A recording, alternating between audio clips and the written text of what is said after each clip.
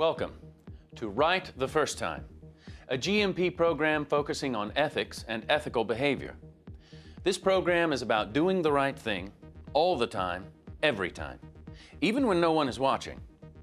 Our ability to gain the trust of our customers and regulatory agencies is critical to our success. Each of us contributes to earning and maintaining that trust by performing our jobs to the highest ethical standards. We aren't just individually responsible for working according to established procedures. We also have a responsibility to speak up if we see improper or incorrect actions happening.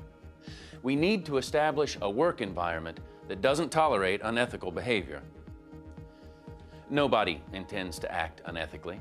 But in spite of everyone's intent to do things the right way, situations may arise that make it seem like the ethical decision is unclear. As a result, documentation may be falsified.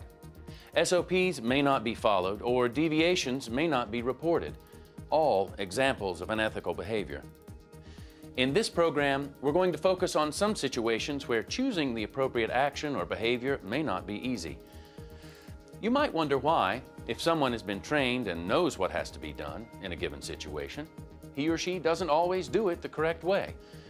In this program, we're going to look at some of the reasons why someone might not always do the right thing. Let's start with an example. Suppose you're driving to your gym early in the morning and there's no other traffic on the road. You come to a red light and stop.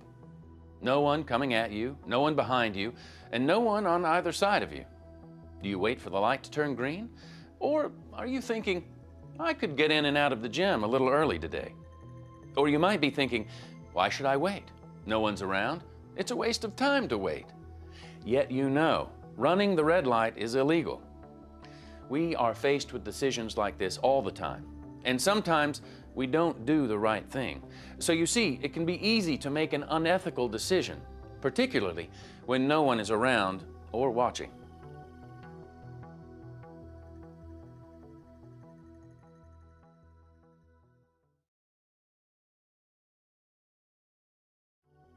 We might think, that person will stop being my friend if I don't do what he or she is asking.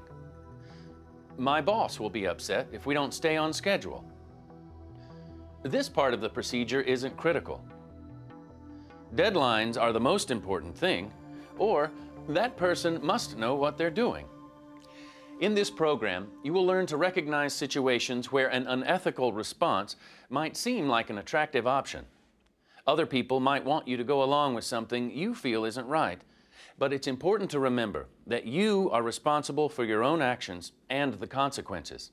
When in doubt, remember that doing the right thing is always the right decision. Now, let's look at some situations that are closer to our work environment. One more chemical to weigh.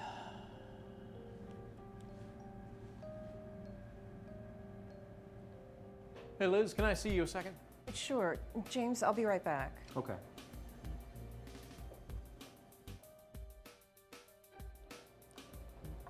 Okay, I'm all done weighing. Can you verify this last weigh for me? Well, I didn't actually see you complete the weigh, but I can't remember you making a mistake in a weighing situation before.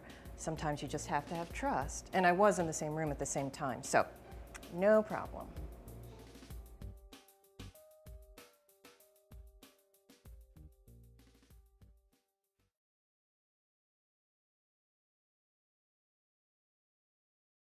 Oh boy, that is an unethical decision if I've ever seen one.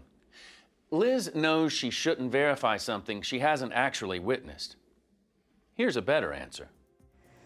You know I can't do that. It's my fault, I know. But I didn't actually see you complete the weigh. We're gonna have to re-weigh this one ingredient and send the one I didn't witness over to the analytical lab. Sound familiar? No doubt. You know you can't verify a process until you've seen it done, in person. To do otherwise is falsification of data and possibly cause for dismissal. And for sure, if there was a problem with the batch and the lack of actual verification turned up, that could mean a costly mistake. Let's look at another example. Yes. Oh, thank you so much. Oh, thank you. Okay, you too. Bye-bye. Whew, what a day. How can I help you, Larry? This is the latest batch record. We're really going to need to speed things up if we're going to get this out today. The next department's waiting on this paperwork. We're running behind schedule. I know this usually takes a little bit longer, but could you... Oh, wait, hold on. Hello, Donna Winters here? Yes, Andrew. Hold on, just a sec, okay? Hold on. Now, what was this? We're going to need to push on this one. Do you think you could finish your review in, say, an hour? Jeez, I don't know. These reviews usually take 3 to 4 hours. I'd do it myself if I could. Is there anything you can do to make this happen? Hey, look, my team's really going to appreciate getting back on schedule. We've reviewed that paperwork twice. I know it's good. You could just sign it, and next time you're in a jam, I'll help you out. Well, I can't just sign a BPR without some review. Why don't you come back in an hour? Thank you.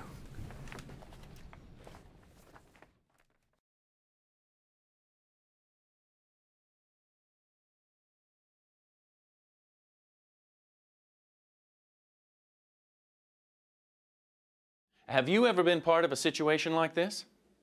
How about this as a solution? Is there anything you can do to make this happen? Hey, look, my team's really going to appreciate getting back on schedule. We've reviewed that paperwork twice. I know it's good. You could just sign it, and next time you're in a jam, I'll help you out. Listen, Larry, I know you're trying to get back on schedule, and I, of all people, appreciate that. But if I don't review this record thoroughly and there's an issue with it down the road, then I'll be the one responsible. I'd be violating the SOP for a BPR review, and I'm not prepared to risk lives or jobs for this. But I tell you what I will do. I'll move some of the other reviews to the bottom of the pile, and I'll start on yours right away. Why don't you come back in 3 hours, and I'll let you know where I stand. Okay, thanks. Of course, you're right. You can't just sign it. Thanks for helping out. Sure. A much better solution.